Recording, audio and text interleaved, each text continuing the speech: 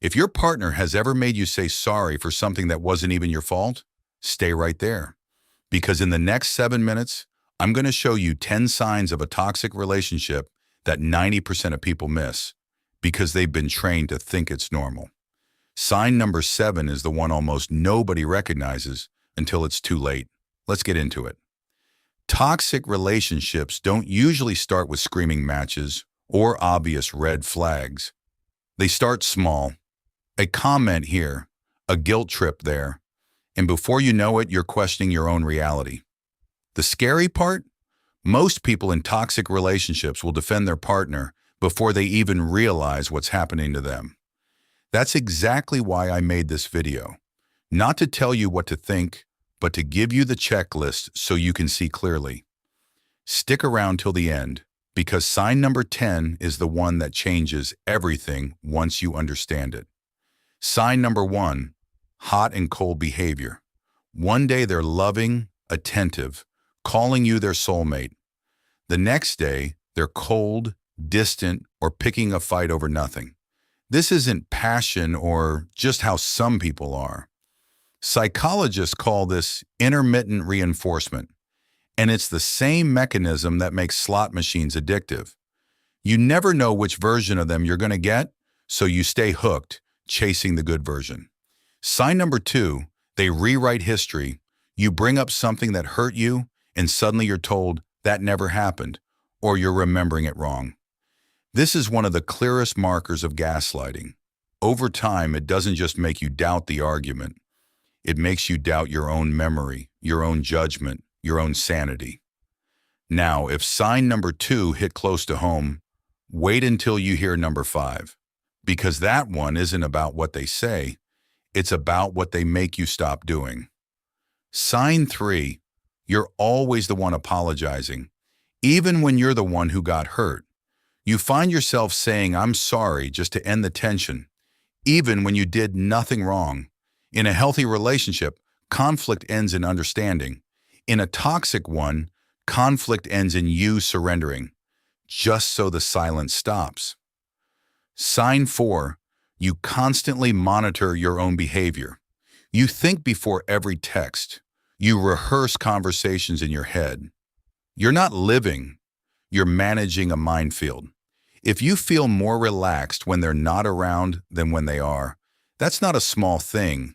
That's your nervous system telling you something your mind hasn't admitted yet. Sign 5, your circle has gotten smaller since this relationship started. Maybe they didn't ban you from seeing friends outright. Toxic isolation is rarely that obvious. It's comments like, "I don't think that friend likes me," or "Why do you need to go out without me?" Slowly, your world shrinks down to just them. And that's not love. That's control wearing love's clothing. We're halfway through the list, but signs 6 through 8 are the ones therapists say people miss the most. Number 7 especially. Keep watching. Sign 6, everything becomes a transaction. I did this for you, so you owe me that. Love isn't a ledger. The moment kindness comes with invisible interest rates, it's not kindness anymore. It's leverage. Sign 7, and this is the big one. You've stopped trusting your own gut. Every healthy person has an inner alarm system. In a toxic relationship, that alarm goes off constantly and gets dismissed constantly. Over months or years, you train yourself to ignore it. You stop trusting yourself before you ever stop trusting them. That's the real danger, not the fights, not the tension. It's losing your own internal compass.